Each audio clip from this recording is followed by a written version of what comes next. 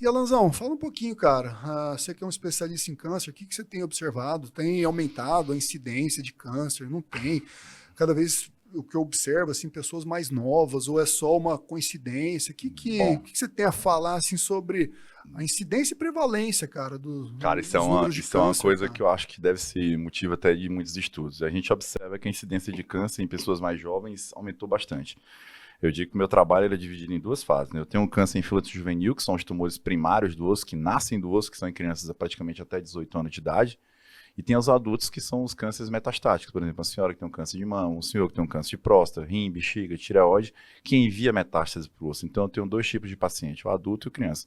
Não que não possa ocorrer o inverso. Pode Uhum, sim, mas no geral é isso. tá.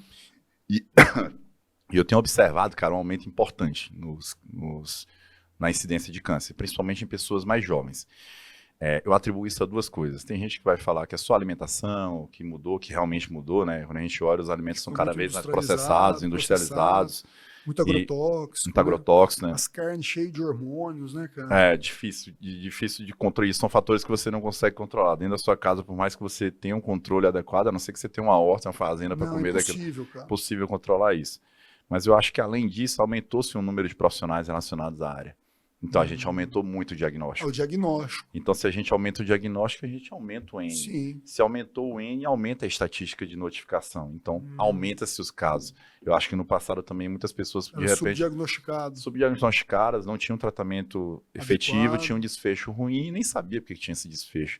E hoje em dia a gente consegue dar um diagnóstico preciso. Nossa cidade, eu queria dizer que está E muito hoje as evoluída, pessoas, inclusive. desculpe, e as pessoas também, qualquer sintoma, elas também buscam, né, cara? Hoje, como a informação é muito fácil a Sim. qualquer um, então, sei lá, a pessoa começa a sentir uma dor no joelho, dor no ombro. Ah, não, deixa eu procurar um especialista Não, aqui para. procura o Google primeiro. É, aí, aí já desespera, né? Aí já Aí já desespera, porque ela desespera. vai no Ela Google, já acha que é o câncer, né, bota cara? Google Imagens e pronto, vem aquela tragédia. É comum em consultório, quase todo dia já entra alguém chorando no consultório. Fala, não, calma, bora ver o que Comigo que é. também, comigo Aí na também. maioria das vezes a gente vai ver e não é grande coisa assim para estar preocupado. Uhum, Infelizmente às vezes é. Mas esse aumentou o diagnóstico e se aumenta o diagnóstico, aumenta o número de casos, né? E não uhum. tem jeito. E são casos difíceis, não são casos que o ortopedista normal está acostumado a lidar. É tanto que alguns de vocês, quando entram comigo em É, cirurgia, vocês até brincam comigo. Cara, eu só quero ir para cirurgia, eu não quero mais nem ver isso aqui na minha frente. é, Porque eu acho que o difícil às vezes não é nem operar, é o consultório. o Então, o acompanhamento, né, cara? acompanhamento é maçante, bem complicado, mas assim, eu gosto muito do que eu faço. Eu acho que Como é eu. que é esse relacionamento, cara, seu com os pacientes oncológicos? Como é que você leva um lado um pouco também humano, sentimental? É um negócio mais profissional? Você procura diferenciar uma coisa da outra? Eu Fala um fiz. pouquinho seu filho ali de consultório, cara. Eu fiz a cirurgia grande semana passada, bem grande mesmo. Aí o instrumentador tava comigo na empresa, ele tava meio. Eu vi que ele tava triste porque o caso era bem difícil mesmo, a situação bem ruim. Aí ele olhou pra minha cara e falou: Doutor, o senhor tá meio triste hoje. Eu falei: Cara, o dia que quem faz isso não se envolver com o paciente é melhor ele largar. Tá na Ele tá, profissão errada, tá né, na cara? profissão errada. Então, assim, eu discordo dessa história que não se envolve com os pacientes. Acho que todos os pacientes meus até quem vê isso aqui, São vidas, né, cara? que São vai vidas. ver isso aqui, vai dizer que eu não estou mentindo, eu me envolvo mesmo com eles. Então, assim, eu busco estar perto, vestir a camisa mesmo do problema, entendeu? Assim, eu sei que é uma situação difícil e eu acho que a gente não pode normalizar, porque quem sabe com o tempo, para mim, aquilo vira um problema geral. Só que para aquela família é um problema único. É E único, é agora? agora. Então você tem que dar a assistência necessária para resolver aquele problema daquele paciente e daquela família. Porque às vezes o mais difícil não é nem tratar o paciente. Cara, às vezes, principalmente quando imagina entra criança com problema, graças a Deus, a grande maioria das vezes não é sério, às vezes é sério.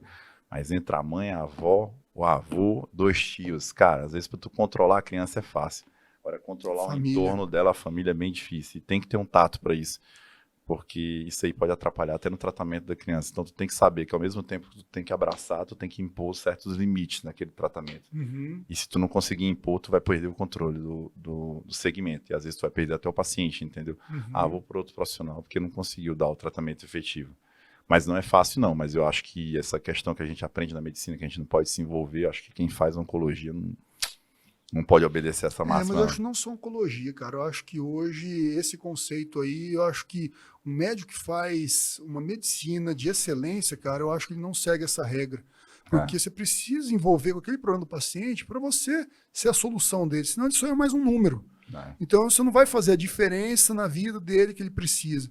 Então, eu também, apesar de não ser ortopedista oncológico, os nossos pacientes de quadril, que sofrem de artrose de quadril, artroses graves, Sim. são pacientes muito limitados, cara. A qualidade de vida deles é péssima. Sim. E quando a gente mostra para eles o caminho, que tem solução, que vai ficar bom e realmente fica, a gente faz uma cirurgia boa, a gente procura fazer o melhor para esse paciente, pô, é muito gratificante, cara. Isso daí não tem preço. Não. Quando eu vejo um paciente que fez uma cirurgia, que o resultado foi excelente, que está feliz, que a família inteira é grata a você, cara, para mim, é como se diz, minha missão está cumprida, cara.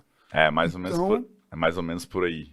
Eu acho que eu discordo disso aí, que não se envolve, eu não tenho como. Tenho pacientes em muitos locais, né? Então, assim, viajo muito, isso é uma coisa que eu faço muito, não só para curso, mas a trabalho também, eu opero em outras cidades. Então, assim, achei que cada paciente é único, tem que tentar individualizar isso.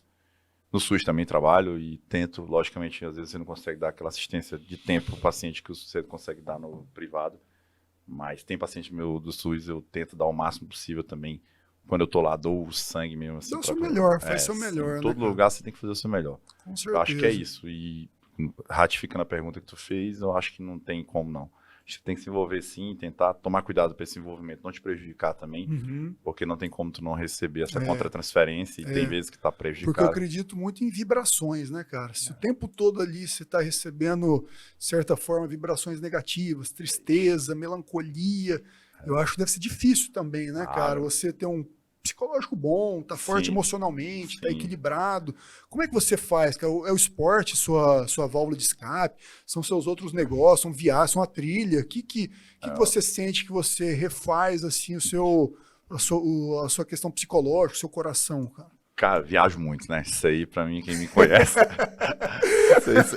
todo mundo fala, até você me bota apelido em mim de vida de novela. Isso aqui é popstar.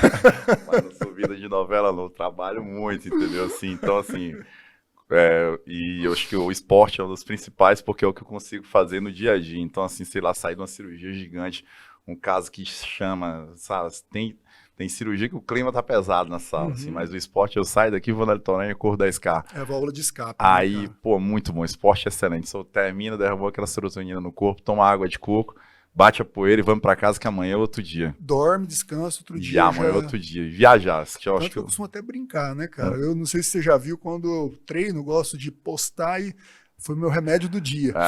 Mais ou menos por aí. Eu gosto, quem me conhece sabe que tanto que eu sou fã de atividade física, né, velho? A musculação, o exercício é meu inibidor de recaptação de serotonina. Eu digo que eu sigo, a gente brinca, Alan, o teu protocolo, foi protocolo performe.